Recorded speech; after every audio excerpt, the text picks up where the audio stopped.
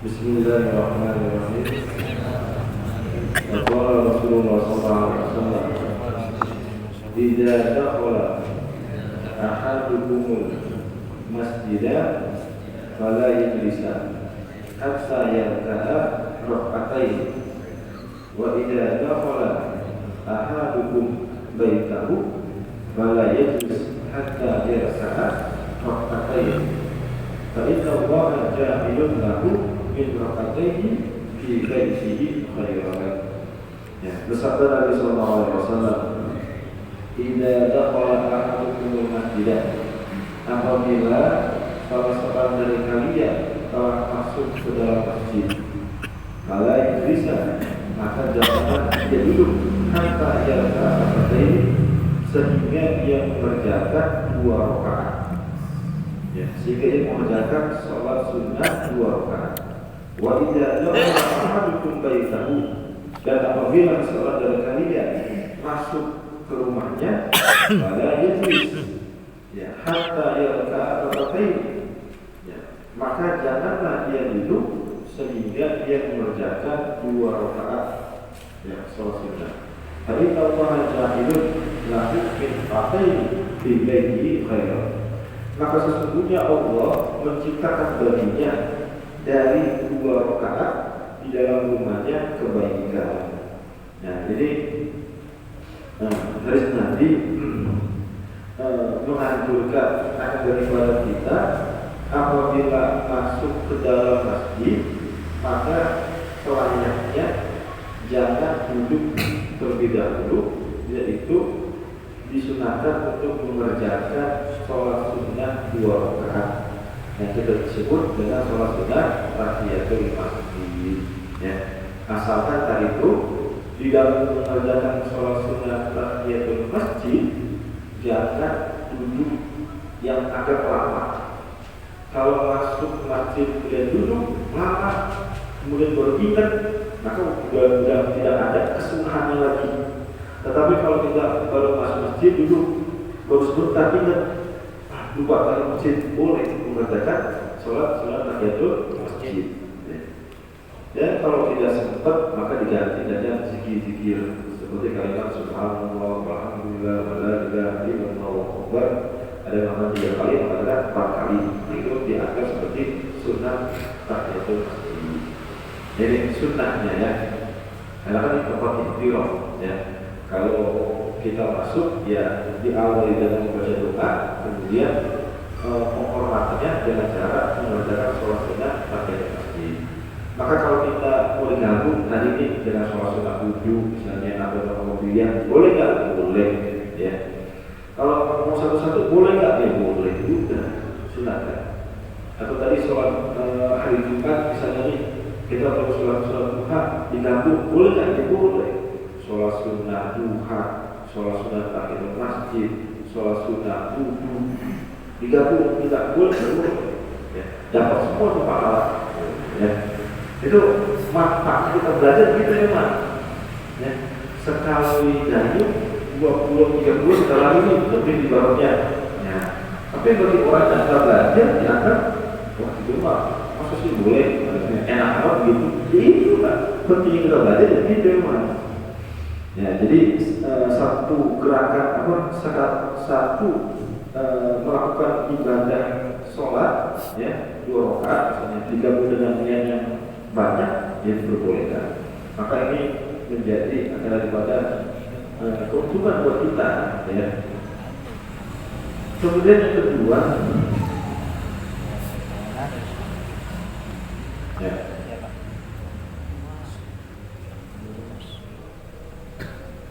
kemudian yang kedua, apabila kita masuk ke dalam rumah, maka disunahkan untuk mengerjakan sholat sunnah, ya, sholat sunnah 2 rakaat. Nah, ini namanya sholat sunnah mutlak jadinya, ya. Sholat sunnah mutlak. Bukan hanya rumah, sekolah, madrasah, ya, madrasah misalnya kita masuk ke situ, maka sunnah akan daripada sholat sunnah 2 rakaat. Akan tetapi kalau di dalam mengerjakan sholat sunnah ini jangan berbarengan dengan waktu yang dimakruhkan. Ya, waktu yang dimakruhkan. Kapan itu? Seperti ibadah asar misalnya, sampai terbit sampai terbenam matahari, pada sholat subuh sampai terbitnya matahari. Itu nanti dibahas tentang khusus waktu-waktu yang diharamkan. Kalau salah sih udah lewat ya. Daripada waktunya di mana tidak boleh melaksanakan sholat sunnah, apalagi itu sholat sunnahnya mutlak. Ya. Tapi kalau tidak dimakruhkan di dalam waktu tersebut, ya maka disunahkan kita sholat sunnah. Ada juga kalau mengatakan seandainya kita masuk ke rumah mengerjakan sholat wajib, maka dianggap juga mengapa daripada hadis ini. Yang penting kita masuk dalam rumah mengerjakan sholat sunnah 2 rakaat. Ya. Maka ketika kita melakukan sholat sunnah 2 rakaat, ketika masuk ke dalam masjid atau ke dalam rumah kita sendiri, maka sesungguhnya Allah menciptakan akan daripada sholat tersebut itu di dalam rumah kita khairan, daripada kebaikan. Nah ini kebaikan namanya sebuah pahala yang Allah berikan kepada kita. Bahkan sunnah juga kalau kita mau keluar dari rumah untuk mengerjakan mengerjakan daripada sholat sunnah 2 rakaat, gitu ya. Apalagi kita melakukannya keluar rumahnya ini perjalanan jauh, maka namanya sholat sunnah safar. Itu sunnah. Ini agar kita di dalam perjalanan ya terhindar namanya daripada musibah ya, atau terhindar daripada perbuatan kemaksiatan. Jadi sunnah.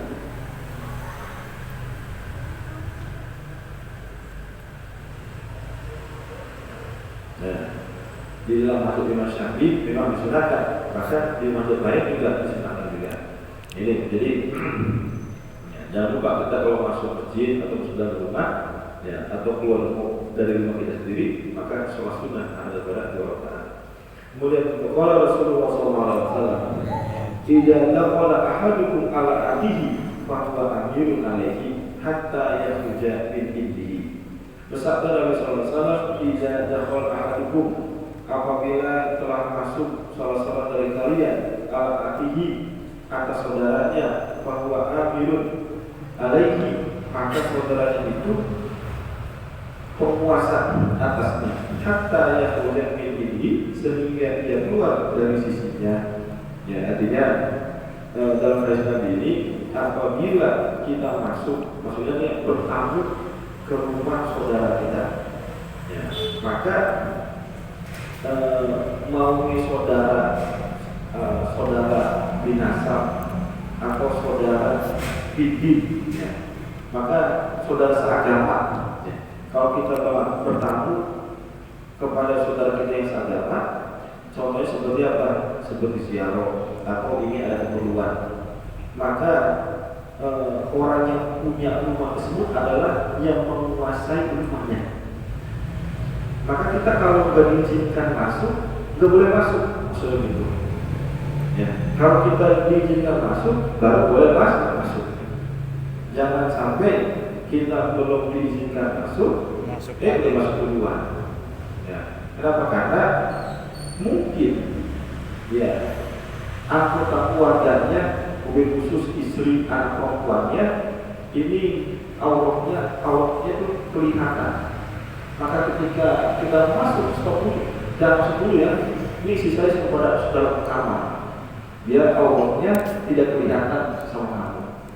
Tapi kalau tiba-tiba kita masuk tanpa izin, jadi istrinya lagi pakai jilbab, yang pakai ya gimana sih di rumah pakai pakaian seadanya gitu, yang auratnya kelihatan misalnya. Maka ini berbahaya jadinya ya. Jadi itu termasuk daripada kurang adab kita sebagai tamu kepada tuan rumah. Gitu ya. Itu juga bisa menyebabkan ya timbulnya fitnah ataupun dosa kepada kita sendiri. Ya, jadi yang menjadi penguasa adalah yang punya rumah, ya. Sehingga yang punya rumah keluar ya untuk memberikan izin kepada kita agar kita bisa masuk ke dalam rumah tersebut. Ya. Ini Nabi ngajarin jangan sampai apa main masuk aja sama orang gitu. Apalagi ngintip. Nah ya, ngintip itu mana ada orang gitu ya. Bahkan dalam hadis Nabi yang lain, kalau seandainya ada orang tamu ngintip, itu dicolok matanya, enggak wajib doa. Colok matanya itu. Ini apa peringatan akan daripada kerasnya larangan hal tersebut. Nggak boleh kita ngintip. Ya, karena tentu takutnya istrinya, anak perempuannya, auratnya lagi sedang terbuka, belum tertutup. Apalagi kalau dia berantakan rumahnya, mungkin kita beresin dulu bagaimana, kan nggak mungkin. Ada tamu begitu aja keadaannya, ini rumah berantakan sih kan gitu kan. Ya, itu kita apa namanya ya, menjaga privasi daripada tuan rumah. Ya, jadi jangan main ngomong saja sebelum kita diizinkan untuk masuk dalam rumahnya. Ini masuk anda. Kemudian waqala Rasulullah SAW, "Idza dakhala dhaifu ala qawmin, dakhala bi rizqihi, wa idza kharaja bi maghfiratin dhunubihim." Bersabda Nabi SAW, "Idza dakhala dhaifu," apabila telah masuk tamu ala kaum ya, atas kaum dakhala bi rizqihi, telah masuk dengan rezekinya. Wa idza kharaja bi maghfiratin, dan apabila telah keluar tamu, telah keluar dengan ampunan dosa-dosa mereka. Begini, dalam hadis Nabi yang ketiga ini, apabila ada tamu bertamu kepada seseorang, maka sesungguhnya tamu tersebut itu membawa rezeki. Ya. Begitu juga apabila dia keluar, maka tamu tersebut membawa atau bisa menyebabkan dosa kita ini diampuni oleh Allah Subhanahu wa Ta'ala. Maka kita di sini artinya apa? Senang akan daripada kedatangan tamu. Jangan merasa berat, merasa ada beban. Ini pulang datang lagi. Bahkan sahabat di zaman Nabi, ya, kalau memang ada yang belum makan, itu Nabi bilang tawari siapa yang mau jamu teman kita, sahabat kita. Dan untuk saya gitu. Bahkan ada saking menghormati tamunya, sahabat bertanya sama istrinya, ini tamu mau datang teman kita nih, kira-kira ada makanan enggak? Ada makanan, cuma buat kita mau makan. Kemudian sama anak-anak kata suaminya, sudah ini makanan dan kita ada di sini bareng-bareng, cuma makannya lampu dimatiin ya. Jadi tamunya makan, kita pura-pura makan. Nanti anak-anak ya sibukkan dengan pekerjaan lain agar mereka lupa daripada makan. Saking begitunya tuh. Mereka berani lapar buat tamu gitu. Di dalam menghormati tamu tersebut. Ya. Maka ya kita langsung begitu senang. Ya minimal kita ini kalau ada minuman keluarinlah air minum. Kalau ada makanan keluarin makanan. Yang jangan sampai tamu pulang dari rumah kita merasa kecewa. Saya terharusan, boro-boro dikeluarin air 1 gelas. Apalagi kopi, air putihnya keluar, gitu ya. Jangan ya. Itu kita menjauhkan daripada tamu. Gitu. Karena di dalam riwayat ada seorang ulama, dia mendengar ada seorang ibu-ibu yang sudah tua soleh, terkenal akan daripada kesolehannya dan terkenal daripada dia punya kambing. Nah, maka dia penasaran, ingin berkunjung, ingin mengetahui yang sebenarnya ini apa sih? Nah, itu dia minta diantarin sama temannya yang satu kampung dengan perempuan tersebut. Diantarin si anak pertama. Ya, kemudian diberikan hidangan susu macam-macam makanan. Ketika ditanya ini apa dia tentang apa soal ulama itu kan penasaran. saya tanya, ya ibu, memang benar ibu punya kambing yang mengeluarkan susu plus madu? Bayangkan, kambing keluar susu plus madu. Kata dia, iya benar, ini sekalian yang kalian sedang yang dihidangkan itu kan gitu. Dari kambing tersebut, susu rasanya ada madunya. Bayangkan, susu udah dicampur madu. Ya. Kemudian apa sebabnya antum bisa mendapatkan aroma seperti ini? Ya, sebenarnya saya dulu ada suami sebelum meninggal dunia. Saya orang miskin. Ya. Ketika hari raya, suami saya mau potong kambing. Saya bilang, Pak, jangan potong kambing. Ya, kambing masih kecil. Dan juga di hari raya sudah mewajibkan kok kita potong kambing, sudah lebaran gitu. Apakah wajib untuk kambing? Tidak kan? Ya udah, kita biar aja dulu. Sebab ada manfaatnya seperti ini. Ya kita seadanya aja makan. Ya. Maka kata suaminya, ya udah kalau begitu mah nggak jadi tuh potong kambing. Maka namanya hari raya itu, tamu tiba-tiba datang. Assalamualaikum, assalamualaikum, alhamdulillah, masuk. Di rumahnya ada makanan. Lalu tuh suaminya pegang kambing lagi. Kata istrinya, Pak, ngapain pegang kambing lagi? Saya mau potong kambing. Emang kenapa? Tuh tamu datang. Kita malu udah punya makanan, masa nggak bisa menyediakan makanan pada hari raya ini? Dibilang kalau memang alasan tamu, nggak apa-apa dipotong kambingnya. Maka ketika lagi potong, itu tiba-tiba kambing hidup lagi, kayak loncat gitu, masuk ke dalam rumah. Dan istrinya mengetahui, ini bukan kambing udah dipotong tadi ya. Nah, cuman ketika dia lihat keluar, suaminya lagi ngeliatin kulit kambing tersebut. Nah, ini kambing, tapi sama modelnya sama.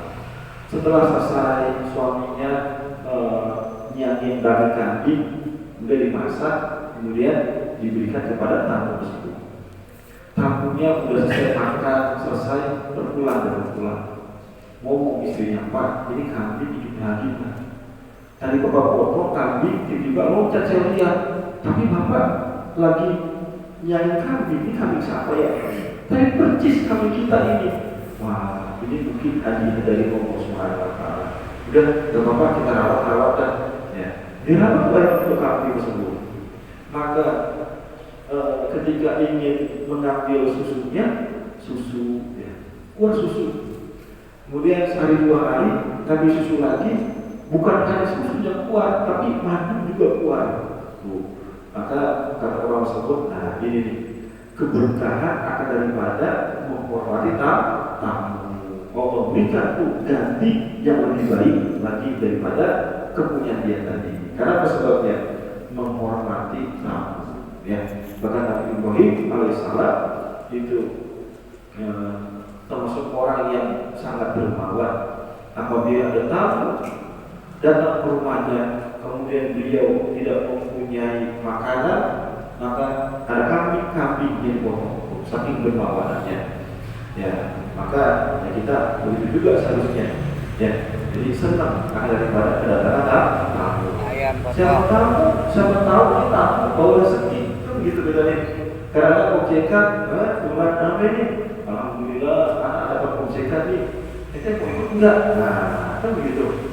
Kita rezeki tamunya. Ya, bukan hanya mendatangkan rezeki. Apabila dia pulang dari rumah kita, karena kita sudah ihtiram dengan tamu, memuliakan tamu, maka Allah ampuni akan daripada dosa-dosa kita. Bahkan dalam hadis lain Nabi bersabda, Innal malaikata la tazalu tusalli ala ahadikum ma damat ma'idatuhu mawdu'atan. Sesungguhnya para malaikat senantiasa berselawat atas seseorang dari kalian selama hidangan, ya, yang berada di tempat tersebut. Artinya ada tamu diberikan hidangan. Selama itu hidangan masih ada, tamu masih ada, itu malaikat untuk membaca selawat buat kita. Kalau selawat malaikat apa? Memohon ampun kepada Allah Subhanahu wa Ta'ala. Ya. Bahkan hadis Nabi lain mengatakan, man at'amal aqatu musliman.